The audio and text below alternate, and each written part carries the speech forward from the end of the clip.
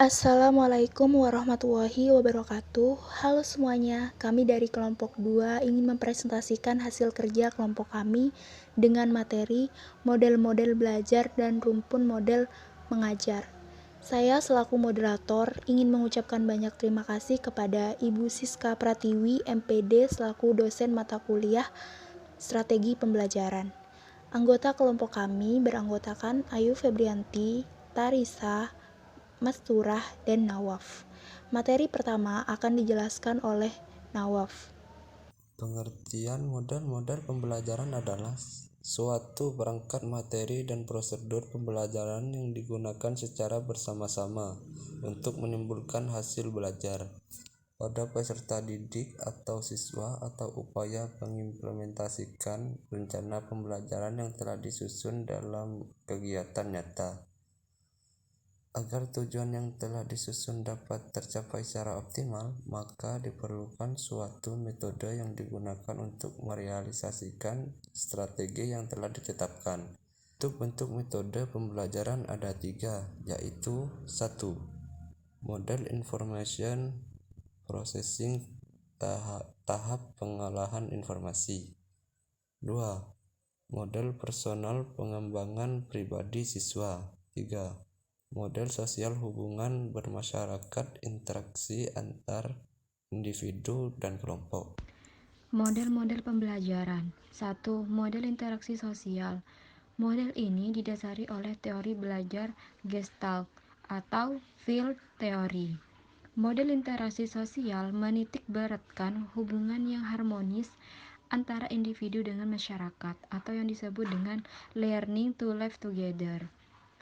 Pokok pandangan Gestalt adalah objek atau peristiwa tertentu akan dipandang sebagai suatu keseluruhan yang terorganisasikan.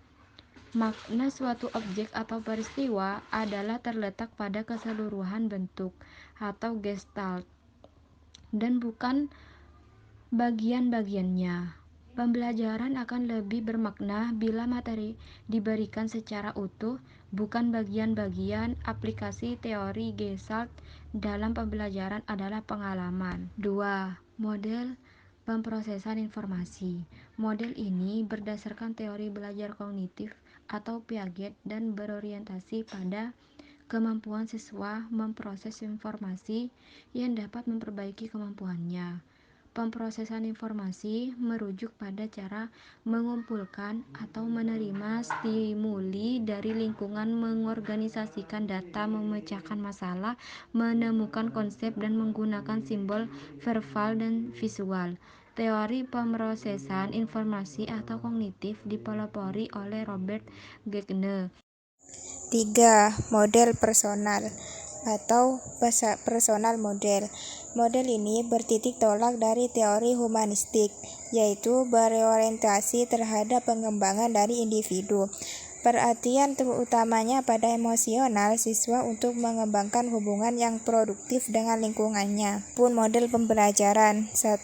Rumpun model pemrosesan informasi atau information processing. Model mengajar yang termasuk ke dalam rumpun ini merupakan model yang mengajar yang menjelaskan bagaimana cara individu memberi respon terhadap stimulus yang datang dari lingkungan dengan cara mengorganisasikan data, memformulasikan masalah, membangun konsep dan rencana pecahan masalah. Rumpun model pribadi atau personal. Model ini banyak memperhatikan kehidupan emosional siswa, sehingga pembelajaran lebih bersifat menolong siswa dalam mengembangkan hubungan yang produktif dengan lingkungannya. Dengan model mengajar ini, siswa diharapkan dapat melihat diri mereka sebagai pribadi yang berada di dalam suatu kelompok dan mencakup mempunyai kecakapan. 3. Rumpun model interaksi sosial social interaction. Rumpun model interaksi sosial lebih mengutamakan hubungan individu dengan masyarakat atau orang lain. Selain itu juga memusatkan perhatian pada proses di mana realita yang ada dipandang sebagai suatu negosiasi social negotiation. 4. Rumpun model perilaku behavioral. Rumpun model perilaku dibangun atas dasar teori yang umum yaitu kerangka teori perilaku. Salah satu ciri dari rumpun model mengajar ini adalah adanya kecenderungan memecahkan tugas belajar pada sejumlah perilaku yang kecil-kecil dan berurutan. Cukup sekian presentasi materi dari kelompok kami. Semoga bermanfaat untuk teman-teman sekalian. Kami mengucapkan banyak terima kasih. Wassalamualaikum warahmatullahi wabarakatuh.